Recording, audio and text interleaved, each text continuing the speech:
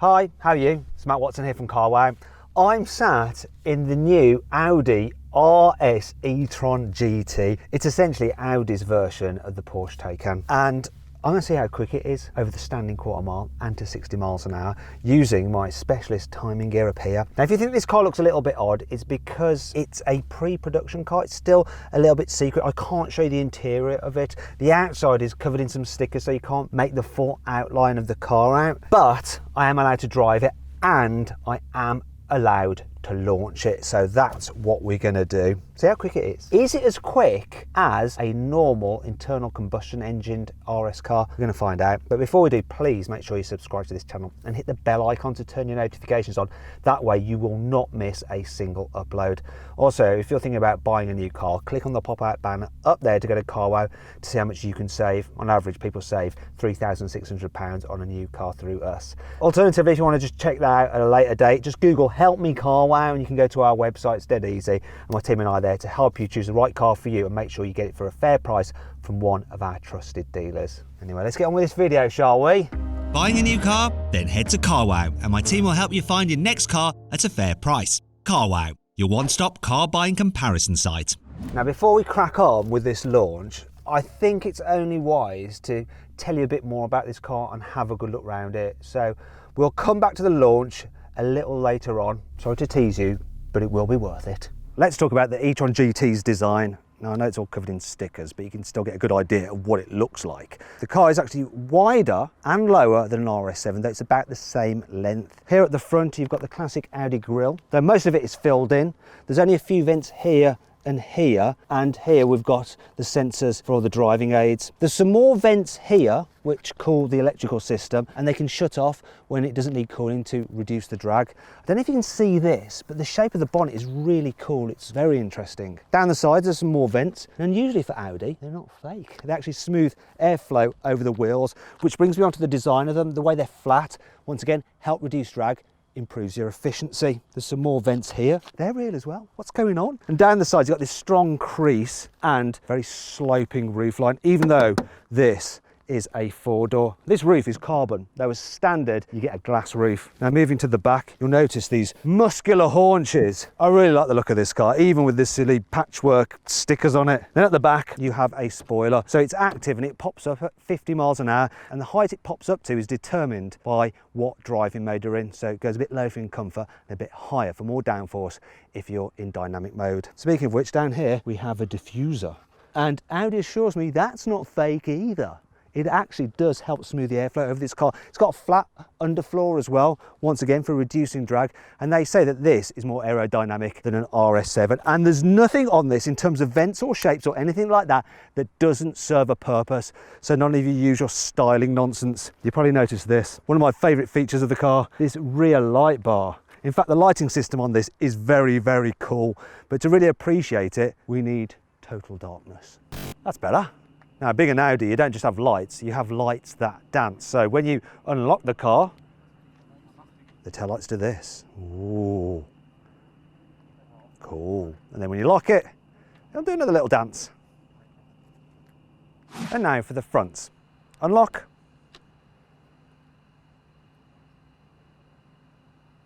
And lock. Not so impressive. While it's dark, Audi thought it'd be a good idea for them to demonstrate this car's dynamic capabilities by driving me round some Gymkhana course. My driver's Mattis. While he's doing that, I thought I'd kill two birds with one stone and give you all the technical details on this car. So go on, Mattis, do whatever you need to do. Okay. Yep. Oh God. Right. Okay. So you've got two electric motors, one at the front, one at the back. Combined, they produce 600 horsepower. There is a overboost mode for 2 seconds when you launch the car, which will give you 650 horsepower. You also have 850 newton meter torque, which is available instantly.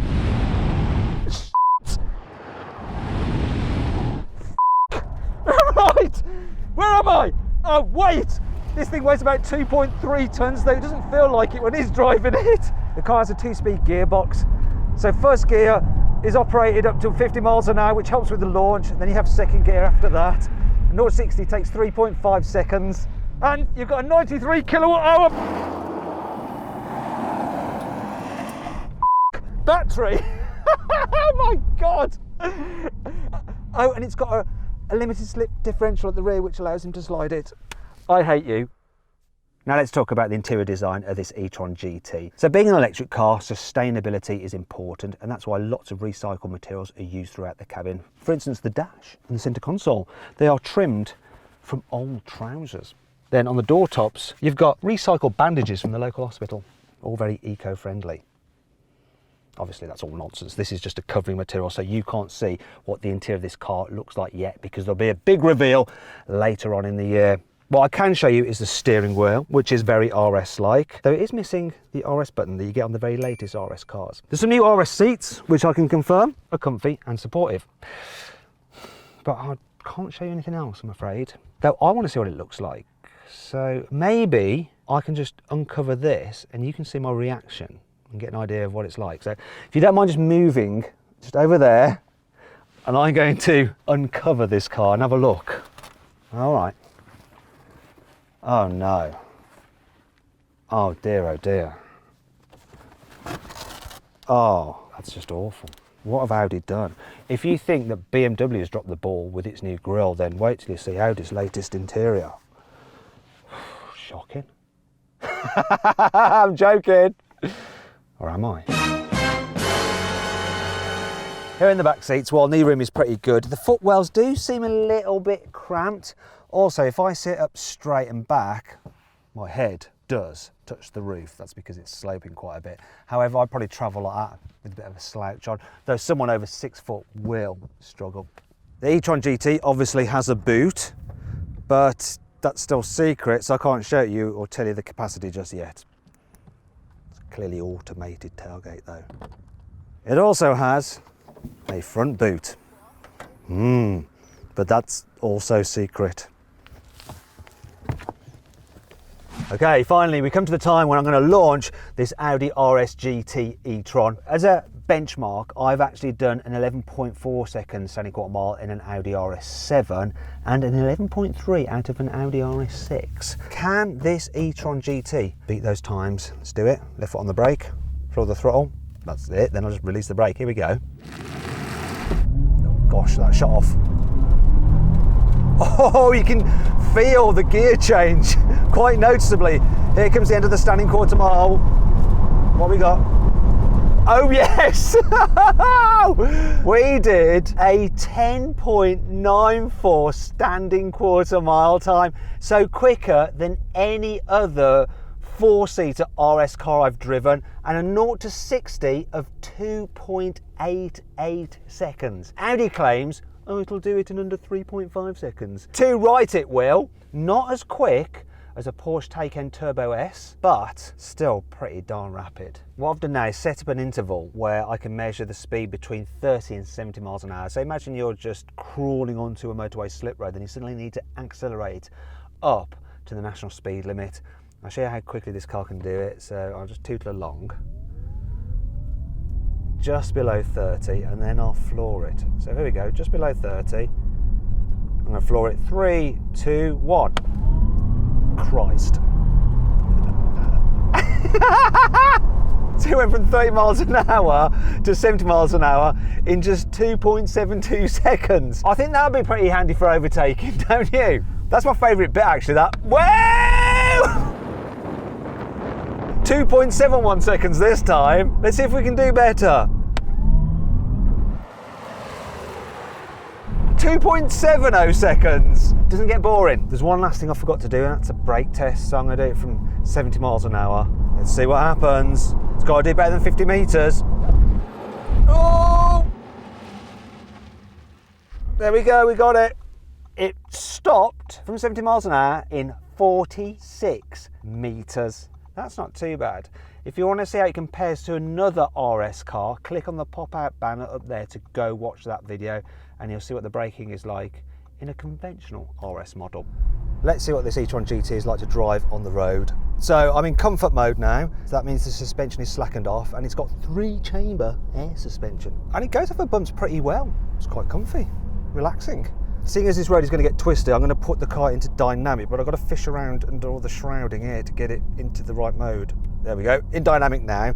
So that's sharpened the throttle response, added a bit of weight to the steering and stiffened at the suspension, but it's still going over the bumps all right. Let's see what it's like when I chuck it into a corner. Hopefully it won't topple over. It's not a light car. With all the batteries low down in the floor, it means that the centre of gravity is low. It does all right, you know.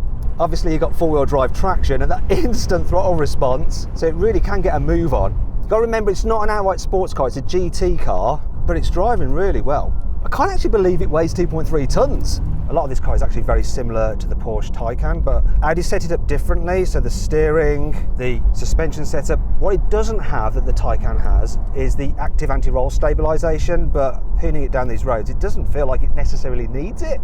Obviously you've got rear wheel steering as well, which gives you a little bit more control when you're doing fast flowing high speed turns, because then you have the rear wheels turning in the same direction as the front wheels, and then when you're in town they turn in the opposite direction to make the car more manoeuvrable so you don't get stuck in tight places. One of the good things about electric cars is that when you're slowing down, you're actually using the motor in reverse to recoup lost energy and put it back in the battery. Now with this e-tron GT, when you touch the brake pedal, the first bit of braking actually does that, so you're not using the friction brakes and wasting energy. But then as you push the pedal harder, the friction brakes start to engage, and they've done a really good job of just blending that together so you don't notice any change throughout the brake pedal. They're very good at this actually. You have it in the normal e-tron and it just works quite seamlessly. One thing to note though, when you are going fast and you just want to feather the brakes, say to get the nose turning in, it's not quite as natural feeling as on a normal RS car when you don't have that regen effect. Just a little bit artificial feeling. Most people won't notice that, but motoring journalists who have to justify their existence, like me, will. Audi has worked to develop a sound for this car, and you can pay a bit extra to have speakers in the back and a speaker out of the back bumper, which creates a noise for the car. And it's not like any kind of fake car noise, it's like a futuristic noise that has been developed by a sound specialist and a computer nerd, and it's a bit odd. It's like woo. It's a bit like the sound you have in a horror film when something bad's about to happen.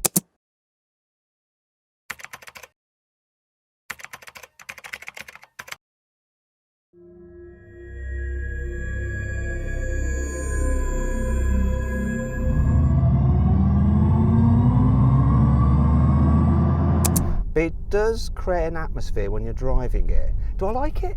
I sort of think it works. I don't want to like it. I don't like fake noises in cars, but it does just work. Now, we're just experiencing going through town. We're in roads. It's pretty narrow in terms of the street, and this is a wide car. And I don't know if I can get through it. I don't want to scrape it.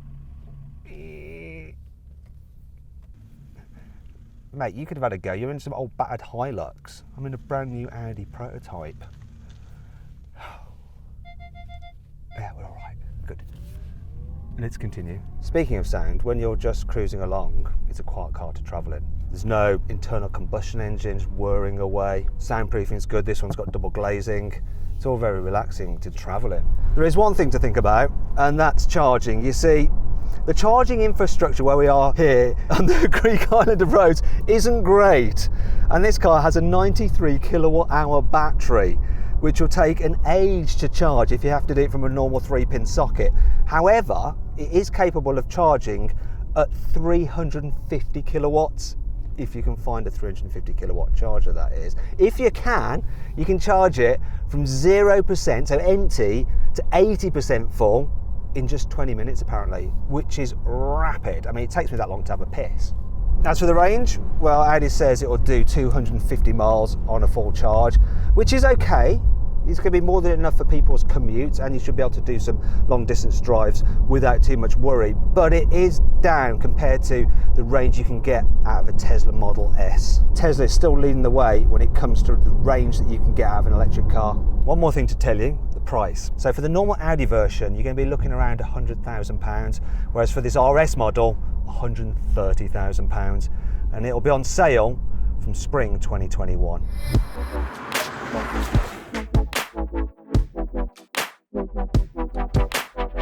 So then, what's my final verdict on the new Audi RS e-tron GT? Well, seeing as this is a pre-production car, I'm not going to do the usual avoid it, consider it, shortlist it or go right ahead and buy it. But what I will tell you is that from what I've experienced of it so far, it's got the performance, I think it's got the looks, and it's good to drive. So Audi's first ever electric RS car should be a winner. And now let's see that from the front. Unlock. You I've got to go in the car, turn it on, turn it off again, and then it'll do it. Bear with me. Walk me home lights, 30 seconds. Don't click out the video. It's going to be really interesting. Piss off. Right, okay.